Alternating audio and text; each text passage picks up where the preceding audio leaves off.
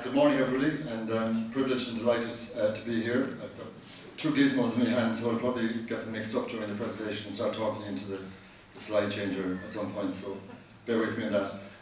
I'm delighted to talk to you this morning about this topic of gender and men's health. I've at the back of the room there, just changed the title of the presentation earlier, not the focus of it, just to reflect, I suppose, the key theme of what we're looking at today. So it's challenging times for men, challenging times for masculinity.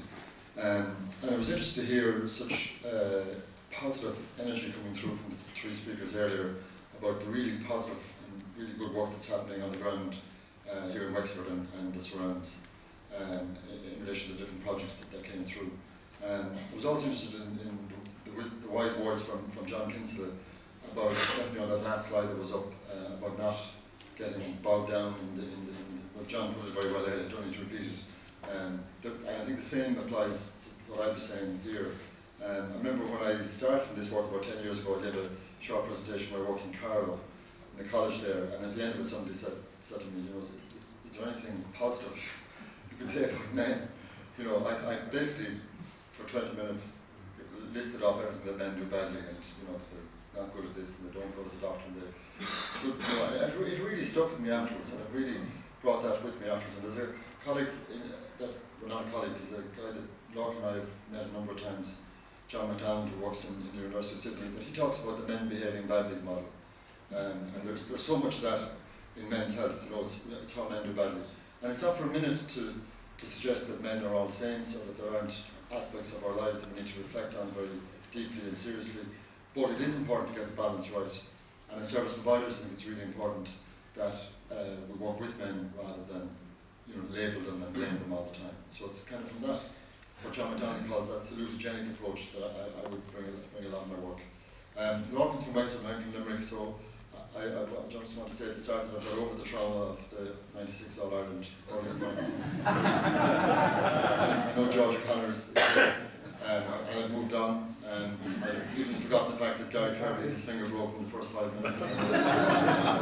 Forgiven all the good people of Wexford.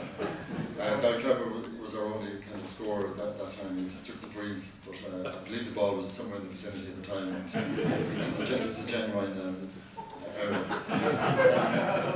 Anyway, I'm going to talk about men and masculinity and gender, and I'm going to try and keep this.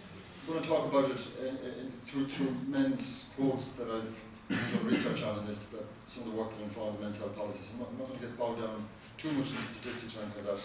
I just refer to one or two things. But I just pulled it through these kind of headlines. We've all seen these in the last kind of 5 or 10 years. And Anthony Clare, the late Anthony Clare, wrote a book a number of years ago called Masculinity in Crisis. It's about, I think, 10 or 12 years ago now.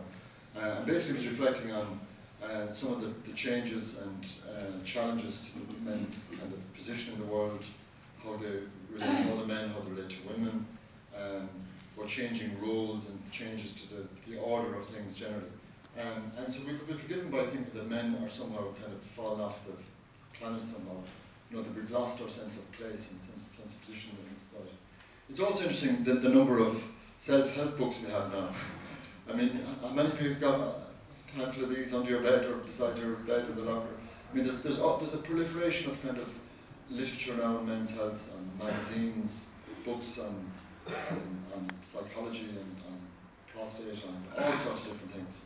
So we're being hit left, right, centre with all sorts of things that we should be doing in relation to our health, and how we should be managing our health. So there's a lot of kind of messages hitting us, which poses a lot of confusion and challenges for a lot of men. These are some of the issues that were highlighted in the men's health policy. We did quite an extensive consultation process. And some of the older men, some rural men in particular, talked about what they refer to as a blurring of the lines between more traditional male-female roles. And I often think of my own father when I think about this particular point, because he left school at 13, he was a farmer, he inherited the farm, he married my mother who was living in the next parish, she left school early as well, and they had clearly defined roles within the family. He was the farmer, she was a farmer as well, but there was very distinct and clear roles. Now, however we might say that was a negative thing or a positive thing, we might argue that changes to gender relations and some of the critiques of feminists about men and patriarchy and all that. So there's a lot of positive things about that, a lot of things that needed to change. My only point at this stage is that there was a more defined, clear order to the world then, in the sense of where men's position or place was in society. So I'm not suggesting a lot of the changes that happened hasn't been positive. All I am suggesting is that this has posed challenges to the way men identify as men and the way they see themselves in the world. There's also been changes to family structures, a lot more separation and divorce. We all know about labour. I once mentioned the war as far as loss of jobs and recessions and all that kind of stuff. But this constellation happened 7 or 8 years ago. So if it happened in the last couple of years, it would have been even more pronounced. Housing. A lot of men talked about what they felt was a shift towards a more consumerist, secular and competitive society. You know, the Celtic Tiger certainly wasn't positive for everyone. And it did create a sort of more divisions in society. Disintegration of rural communities, which has led to isolation and difficulties with access to services. And also a shift from what was a predominant monocultural society to a multicultural society. And again, there's lots of positives with these changes, but it has created a kind of an interesting mix of challenges and changes to how men see themselves in society. Some of the paradoxes that I think are interesting in terms of worth mentioning in relation to men and their health. I'm going to link gender and masculinity to men's health shortly, but before I do that, although men have traditionally been to the forefront in all matters to do with health, men's health has tended to be seen as women's business, which I think is interesting. So men have built the hospitals, they've dominated medicine as a profession, they've fixed things, they've done things, but rarely have men kind of looked inwards on themselves and reflected on their own health needs. And if anything, women have taken on that role. And I'm sure that's a role women would prefer not to have, but a lot of women traditionally have taken on that role. And it's women generally that have tended to be the nurturers and the carers, and it's women that have managed kind of the healthcare needs of families. Men have kind of taken a backseat in that regard. Men are more likely than women to be happy with the state of their health. They continue to have higher mortality rates at all ages, and most of the leading cause of death. This is an interesting paradox. Any of the surveys that are done in Ireland or elsewhere, men tend to rate their health much higher than women. So in terms of categories excellent or very good or good, you get a lot more men rating their health as really good. Yet when it comes to the statistics, men die on average in Ireland 5 or 6 years younger than women. In other European countries it's even more than that. And we die younger. You know, so mortality rates are much higher for men at younger ages. So how could that be the case? Irish men are just as likely as Irish women to experience serious illness, but are less likely to engage in routine or preventive health checks. So women tend to be more proactive. And again, at the risk of generalising here, but generally speaking, men tend to be less proactive than women. And some of this, I think, is down to women's kind of connection to health services from an early stage through, say, menstruation and child bearing and child rearing years. Women tend to be more connected to health services and to doctors and to systems of healthcare. A lot of men can go through their 20s and 30s and never really think about health. In fact, a lot of young men think, you know, I'm going to be invincible and invulnerable forever. And if you talk to young men in their 20s, they think, yeah, that's not a problem. You know, that's never going to catch up with me, whether it's, you know, their patterns of drinking or other lifestyle behaviours or not getting things checked out in time. A lot of men see themselves as invincible or invulnerable. But this obviously isn't the case, and men can often reach a crisis point then in later years. And the last point, rates of depression are higher in Irish women. We have deaths by suicide are 4 times higher among young men, or among men generally, even higher than that among young men. And this is an interesting paradox. You know, what is it? You know, women are diagnosed in much higher rates by GPs for depression, yet men die more by suicide. So there's definitely a case that men's depression is not being picked up by service providers. Before we get into gender, I just want to highlight that it's not all about gender. You know, there's a lot of other factors that influence men's health. And this was a fairly provocative statement that came out 11 years ago now by the Institute of Public Health. And it said, on the island of Ireland, excess mortality among males represents a fundamental inequality in health. So this was interesting and provocative and contentious because traditionally we tended to see men as being the privileged sex. Men have privilege in terms of their status in society. They hold most of the power in government and in other bastions of power within the state. Men have higher positions in workplace, in terms of senior positions and so on. So men have tended to be seen as the privileged sex in terms of that status or that access to resources or power, whereas now we're talking about men's health as being an inequality. And I said I wasn't going to say too much about statistics, but I just couldn't stop putting in a couple. This is something taken from the first EU report on men's health that came out last year. And you see this pattern of difference between men and women for life expectancy across all countries within the EU. And, sorry, go back one there.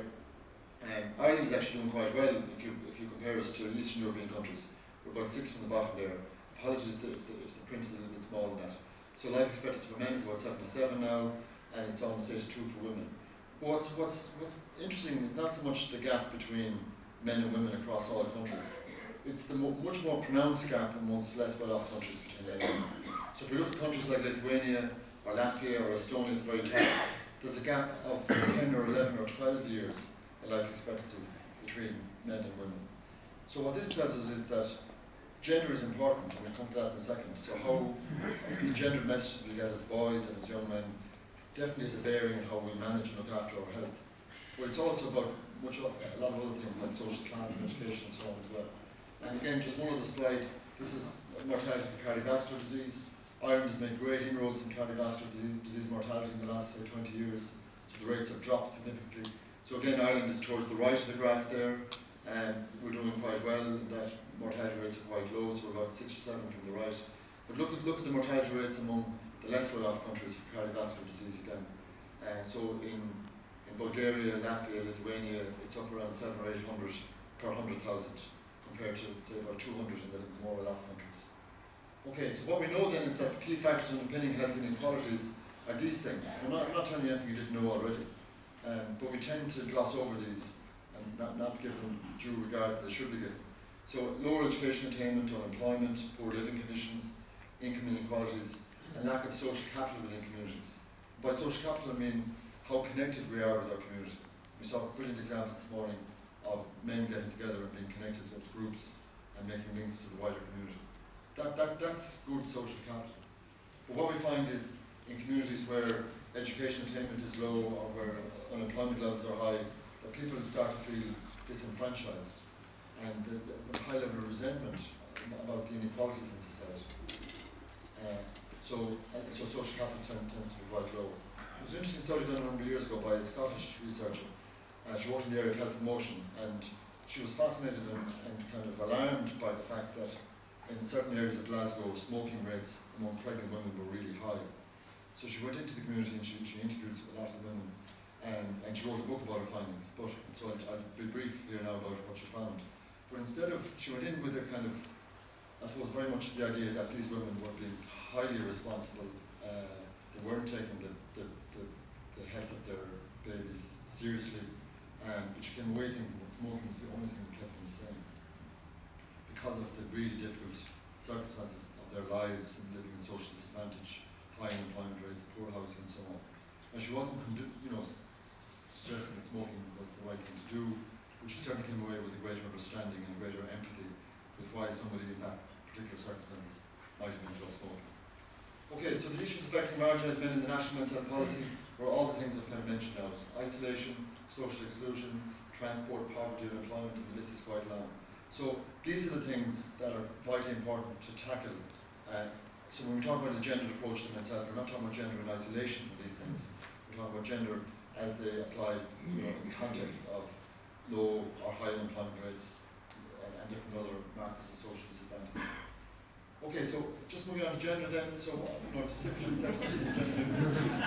What is the difference between men and women? So I don't know if you've seen this slide before, but it kind of resonates with me in terms of a lot of the kind of research work I've been involved in. And I mentioned earlier about men seeing the glass as being half full a lot of the time. So even though men might have high levels of risk, if you like, or being at risk of different diseases, they tend to rate their health as being very good. Whereas women, and again we're generalising here, so I'm being a bit facetious, but women tend to be a lot more realistic about their health. So, and I don't need to explain the kind of the humour of that. But what I'm trying to get at here is that there are sex differences and gender differences in health. And to take overweight as an example, men put on weight differently to women. Men have central adiposity, which means they tend to put on weight around their tummies. Women tend to put on weight more in the periphery, on their thighs and their hips and so on. So it's different to men. And there's a difference in terms of their risk, because central adiposity is a much higher risk for cardiovascular disease, for example, for diabetes and other chronic diseases, than storing fat, say, in the periphery. So that's a sex difference between men and women. But there's also gender differences between men and women in relation to weight. So for example, men tend to like big portions, and they tend to associate health, and again I'm not making this up, there's lots of literature to support this. They tend to associate healthy food with kind of, women's stuff, and that's not for me. And they tend to think dieting is for women. That's changed again now. You've got Weight Watchers groups for men, but traditionally, Weight Watchers and dieting has been more of a women's domain, whereas men would maybe tend to see exercise as more of a way for losing weight. And there's lots of other gender differences as well. So what does gender mean in practice? Again, I put this slide up once with an older men's group, and nobody in the room laughed, which made me very concerned. And so just to clarify again, if the prostate is big, it's not such a good thing for an older man. And as we get older, our prostates tend to enlarge. It's the natural part of aging. But obviously, if it's an excessive enlargement, that can be a problem, and that's something you should discuss with your GP. So I'm just going to use some of the quotes to explain what I mean by gender. So gender is defined by what we do or don't do rather than who we are. So this is a quote from Ray. When I was younger, you didn't talk about things. If you were upset or down or suffering in some way, you just didn't talk. At least I didn't talk about them anyway. So the messages we get are boys, in this case, for example, not to show any vulnerability, not to disclose any kind of weakness. That's not something that's kind of inbred. That's not something that's innate or part of the Y chromosome. That's society doing its business. We went to schools, boys don't, show vulnerabilities or weakness. And I'm fascinated by this all the time. I've coached my daughters on 12 camogie team for the last couple of years. And if a girl gets a belt of a hurley in camogie, the whole thing stops. Even if it's a match, nearly the opposition will stop playing out of, good-natured kind of concern for the girl. But if the boy gets a belt, like, get up and get on with it. Don't be shown, don't be silly. Gender is very much part of our working and social lives. This is a quote from Harry. He talks about working with the dockers many number of years ago. And I'll just talk through it. With the dockers, you were always in the pub at about 7 o'clock in the morning, waiting for the boat to come in. Now we were only casuals, and all the union men were employed first, but you had to be there to get a job. And what would you feel? Would you feel the coal dust in your lungs? Well, you were shoveling away like at the dust was really only a problem when you got down to the ceiling, which would be the stuff you'd sweep up in the corners. There was a lot of dust then, all right. And would you wear anything over your face? No, you never had them things, but then you went to the pub after finishing, you'd wash it all down like. Okay, so this is an example of gendered work practices.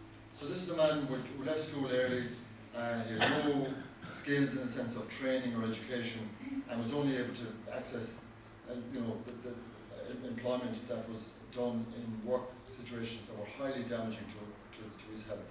So it was the systems of control and management within the workplace that really harmed his health. And then he was going off with the lads afterwards and washing the coal dust down in the pub. That was gender practice as well. That's how men manage themselves afterwards. That's how they cope with the dust in their lungs. Gender is about power, about different hierarchies between masculinities. And Tom says, I remember getting into a fight at school and getting hammered. And the humiliation, I wasn't at all concerned that I got the crap beat out of me, it was the humiliation that went with it. My pride was completely hammered. So it's how gender is defined in relation to other men and women that's really important. So holding your honour and holding your kind of sense of presence and manliness among other men is really important. So that kind of power relation between men is really important. Masculinity tends also to be defined in contradistinction to femininity. So Steve says, if you let yourself go in this town, you get yourself killed, to be seen as soft-like or as a whinger. If you show a bit of weakness, they're bound to get at you. Okay, so as well as being defined in relation to other men and power relations between different men, masculinity is defined in contradistinction to femininity and to women.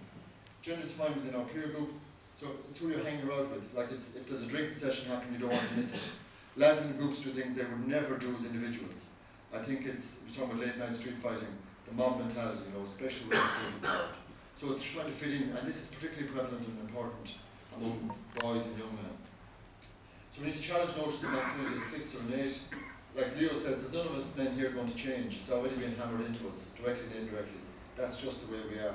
So sometimes the messages we inherit and learn about and take on as boys and young men are messages that stick with us kind of in afterlife. And Paul says it's feeling that you're a bit soft if you run to the doctor, you're afraid of being laughed at, being accused of being a hypochondriac. And I asked him, where does that come from? Well, it's something inbred in men. I suppose it's in our genes. but it's not inbred and it's not in our genes. So as service providers and as workers in this area, we challenge kind of stereotypes of how men are to be and how they should be, because it's not part of who we are, it's learned behaviour. And again, to talk about men and self-containment image, or talk about a natural barrier system. There's nothing natural about a barrier system going down if you're in trouble and not seeking help. It's quite unnatural. It's about messages we've picked up as boys that are deeply ingrained and that we're afraid of resisting for how it will be perceived by peer groups. And this can be applied to teenagers as well as men in their 50s and 60s. Okay, gender can also impact on how we care and manage our health. In a survey I did a number of years ago, over half the men surveyed expressed reluctance of going to the doctor, and 3 out of 4 men reported adapted strategies of avoidance or silence in the way that they manage themselves through an emotional and mental health issue. And these are some of the things that were kind of barriers to men seeking help.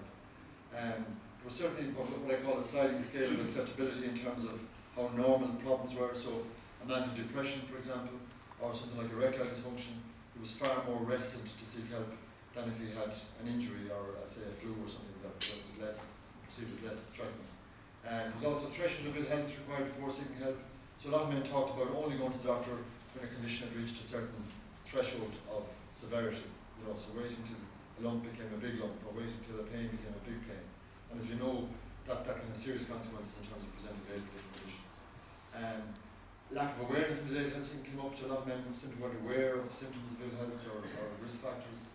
A lot of men felt that if they went to the doctor, it was giving up a sense of autonomy or control, the doctor them to control, they were fearful of maybe being sent to a hospital or for further tests. A lot of men talked about fear, genuinely being afraid about going to the doctor, finding out what's wrong. Talking to the GP practice in a female gender space, so going to the waiting room and seeing a lot of posters and literature that was more for women's health, they felt, than not for men. And a lot of men felt awkward about going in and only having 5 minutes, being rushed to the doctor, and how do you get something across in that short space of time? It was a real challenge. And again, a study by Norm, this was on student health. It found that male students were significantly less likely to seek help to access a counsellor, significantly more likely to adopt negative responses, such as going out drinking or engaging in other unhealthy behaviours to cope, and significantly less likely to use their social networks of friends, parents, or other relatives as a source of support. Well, we have 3 or 4 more minutes, would that be right? Gendered lifestyles, I'm going to skip on that. Men can also be seen to heed health advice. So the doctor says the best thing you do is give up smoking and drinking. And the man often says, what's the second best thing? So there's also loads of evidence that men engage in greater risk behaviours. You can see the plane there going through the windscreen. So this kind of Raven Connell described as certain kinds of daring, certain kinds of bodily display, a certain indifference to risk are not just gender specific, they are gender, the enactment of a certain kind of masculinity. So I suppose my message today is if I was to sum up, is to say that gender isn't something that's inherited. That's how it's different from sex differences. We're born with, men are born with X and Y chromosomes. That's our sex, if you like. Gender differences are what we pick up from the time we come out of our mother's womb and arrive in the world, and all the messages we pick up, and how we grow up as boys in the environments of schools, sports clubs, workplaces, and so on. And all of those environments are highly gendered. And we're conditioned, and I use that word with some degree of reluctance, because conditioning suggests that things are inbred and become, enshrined forever, and they're not, because gender is something that can change. So the summary, what does gender mean in the context of national men's health policy? Men's health behaviours can be mechanisms for doing gender. So going out and drinking with the lads, or being slow to go to the doctor, or feeling depressed but not showing any weakness, these are active expressions of gender. They're not the way men are. They're the way men feel they should behave in order to be men. Such practices typically reflect wider cultural and institutional masculine norms. So these rules of engagement, or these norms, are defined in the context of schools, and even in creches. You go into creches and you see, stuff that boys do and girls do. You go into toy shops, what do you see? You see boys' toys and girls' toys. You go into clothes shops, you see boys' clothes and girls' clothes. Different colours, different ways of being in the world. We should think about masculinity as in the plural, so it's not that there isn't one way of being masculine. There's hierarchies between different masculinities, and there's power relations between different masculinities. and there's different kind of competitions and competing hierarchies going on there. There's a value adopting a relational approach to gender. So if we're more tuned into men's reluctance, say, to seek help, as a general aspect of health, that has implications for women and children's health as well. So do we really need women to be encouraging men to go to the doctor? Probably not. We try to get men more responsible for their own health. And we need to acknowledge how gender interacts with social class, education, ethnicity, and so on. So gender occurs in relation to all those things, not in isolation. So my final slide is just to highlight just one bit of good practice. I've a student who's doing an evaluation of this program at the moment. It's the Larkin Centre Men's Health and Wellbeing Program. But I just wanted to highlight these points in the context of some of the things that the speakers highlighted earlier. Anne Larkin, or Anne Flannery, is the Community Development Manager in the Larkin Centre, and she'd be embarrassed now if I said this, she was here and I was saying this, but she's a phenomenal woman in terms of her energy and commitment to run this program and all the other programs, and her connection with the community is amazing. But when she started this program, she was told it wouldn't work. There's no way you'll engage with these men in the community. These men are mostly unemployed, strong history of addictions, drugs and other digital behaviours, and generally a so-called hard-to-reach group of men. There's now about 7 or 8 programs have gone through the Larkin Centre. There's a waiting list to get on the program, and it's been hugely successful. But these are the things that the men themselves identified. Why was it they engaged with the program? Why was it such a high level of adherence? Camaraderie and fun was highlighted. The men had great fun. It's a combination of soccer, exercise, cookery classes, health screenings, and health awareness, by the way. So camaraderie and fun, mutual respect and trust, positive non-judgmental approach to staff, bringing services into the men's community. It was a safe space to go. They weren't judged by service providers, and the ethos, leadership, and commitment that permeated across all aspects of the program. Okay, I don't think this is in any way inconsistent with the booklet that Larkin has produced today. So it's not rocket science, it's common sense really, but sometimes we forget about common sense and we complicate things a bit too much. So thank you very much for the time. It's a great, one of the interesting paradoxes, another paradox to add to the slide we did earlier. I've often gone to men's health seminars or talks where it's predominantly women that's in the audience. And again, just to acknowledge the key role that women have played in promoting and supporting men's health. And I'm always keen to point that out. But having said that, it is a great change, and it is a really positive thing that so many men are taking interest in the topic, and onwards and upwards, and thank you very much.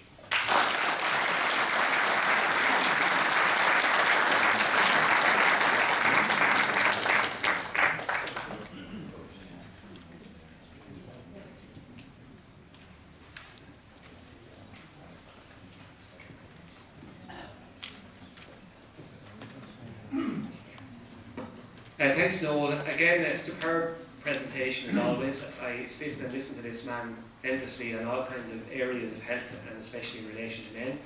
A slide that really says it all. We don't have to reinvent the wheel. Huge experience in the room being demonstrated by groups around the county, and then Noel coming along as well. We just have a few moments before we do the next piece, and just while I have Noel with a microphone there, anybody like to ask him a question before we go into the workshop space in a few moments?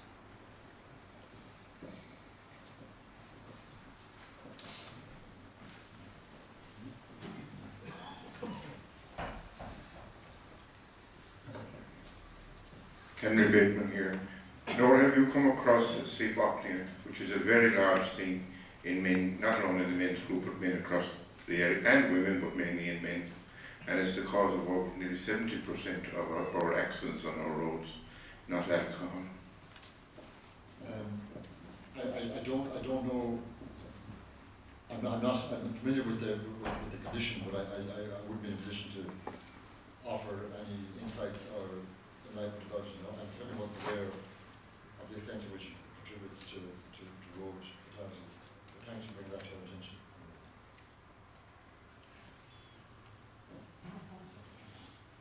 Anybody else? Question or observation? Last one before we go over here.